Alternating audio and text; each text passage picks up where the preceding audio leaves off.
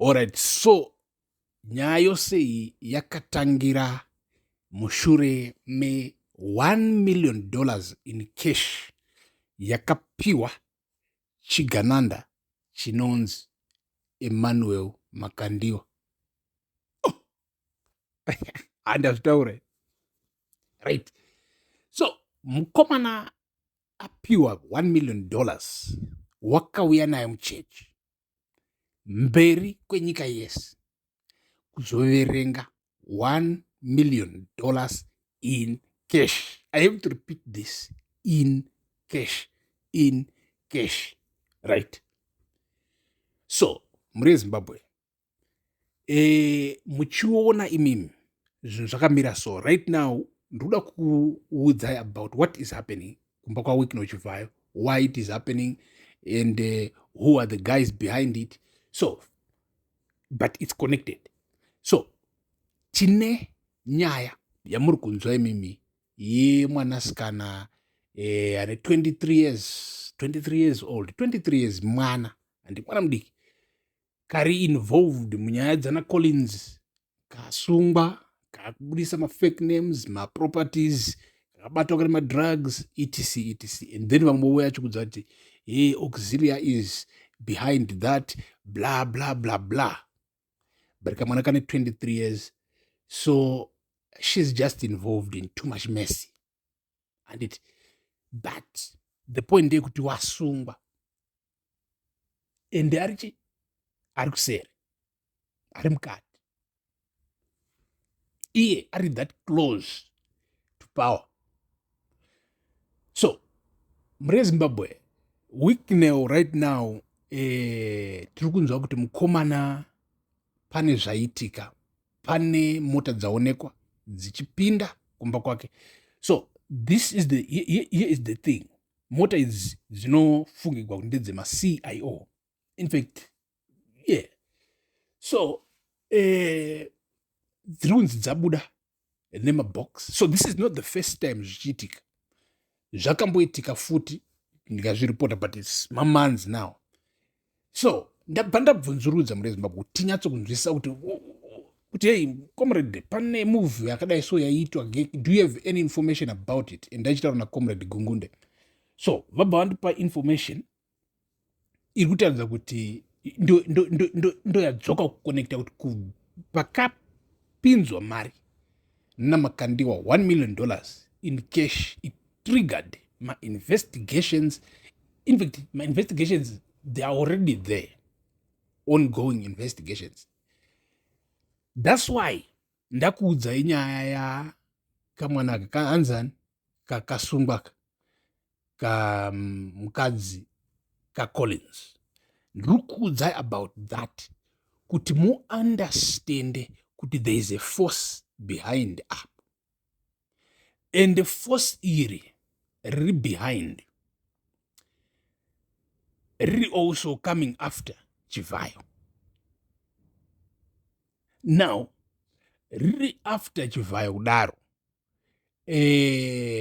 ndo zvatiri kunzwa kuti isusu pane mota dzaonekwa dzisina manumber plates dzapinda 3 black ma-SUV, ndokuzoonekwa vakomana vacho vachibuda anonga nemasutu etc. pane vanga vachiona ndokuzopinda ndotora mabox ndokuita sei ndokuropas.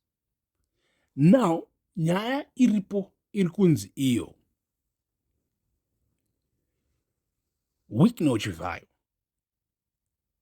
is connected to Tagwire zvanga zvisingazikamwe nefirst family. So ndiri kuti chii panapa? Ndiri kuti inini Wycliffe is playing as a proxy yaMnangagwa. Zvinhu zviri official zvinozikamwa naiye Mnangagwa naEmerson, I mean nemaZimbabweans, anomutambira front handiti. But remember, in this Mnangagwa faction muna Tagwire, and the Tagwire is after the president. Do you understand that part? Tagwire is after kupinda pa president. Now Mnangagwa is truly after kuva munhu mutapa. Ani muri kuona kusiyana kwakaita vanhu. Mnangagwa is not democratic at all.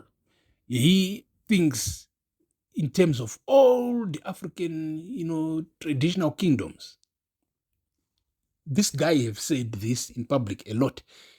It's such that he is not about democracy. Democracy, it's like it's a Western system that must not exist. Chaanofunga kuti chifanira kuexista ndiye achita baba vemazimbabweans, achionekwa sababa pachivanhu chedu, pakuzivana sevana vamunhu mutapa. Handiti tonzwisana, mondirega ndichitonga ndichingotonga. Handiti this is he's thinking from that smallness yekuti he just wishes tose tongovhuma, there's nothing bad about that, handiti to-establish chikingdom. So in his camp he doesn't tolerate ambition. He doesn't tolerate ambition. Toziva kuti kana magame akutambwa munozonzwa kunzi auxilia ndiye azoita so chichichichi, but ndi Mnangagwa, right? So muri yezimbabwe inzwai munzwisise. So kana tichitaura isusu kuti weakness pari kunzi ane kaconnection kaakacreata naTagwirei maererano neambition yaTagwirei yekuva the next president. So this connection inenge ichiita kuti weakness right now muchimuona achinda kuna makandiwa vachishandisa mari dzana Mnangagwa chichichichichi vachipiwa na makandiwa million bar. But the conversation yaitwa kuseri ndiyo usingaunderstand, because maZimbabweans sometimes vanogona kuita slow, but don't worry, you will catch up. Inzwai mune Zimbabwe kana makandiwa achipiwa $1 million, it's a PR job, it's a contract yekuti iwewe now takuita business tose wava ZANU-PF representative wakamira kana uri kunzoku uri kuti advertiser, it's PR job. So zvamunongoona zvakabudiswa naRutendo Matinyarara achibudisa kuti aiwa zvese zvandaita zviya takatotaurirana yaitova a business deal. Ndo zvotongoitawo nemaPR akafanana nana Makandiwa. Makandiwa is an influencer. He's an influencer, So he's using his power of influence to advertise ZANU-PF. This is the strategy, and it's direct, it's simple. But ndopatiri kudzoka conversation that happens behind the scenes. Because munangopiwa $1 million. Pane pakatota wakamboramba chonechi. Because angasada wisa kuti chinhu chikuinda nepi. Iko zvino izvi he thinks kuti chinhu ichi chiri Mnangagwa waenda nechinhu ichi. Now he said what? Chiuya ine mari ndidi ndiadvertise. Anditi. So you have to understand this.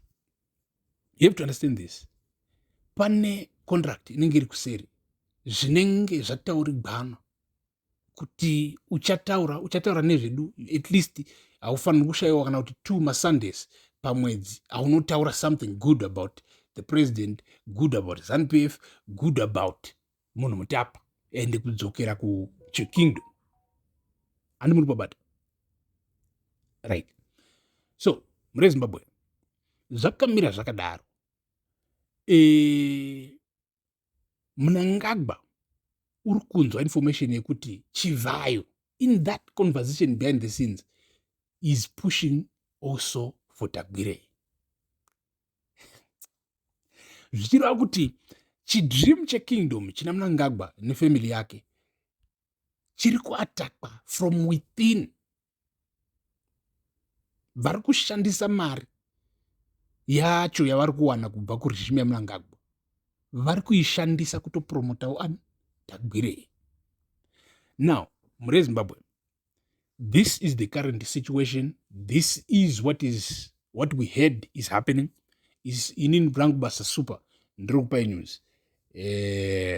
So garai panapa. Right now ndo saka tiri kutaura pamusoro pekuti kumba kwawiki no kuri kuratidza pane tuma investigations tiri kuitika. So if through all of this happened, there is a chance yekuti that investigation iri kupushwa naMnangagwa himself anditi kuti abate information yekuti Wikne wamutengesa here kana kuti haana. So muRezimbabwe, peace.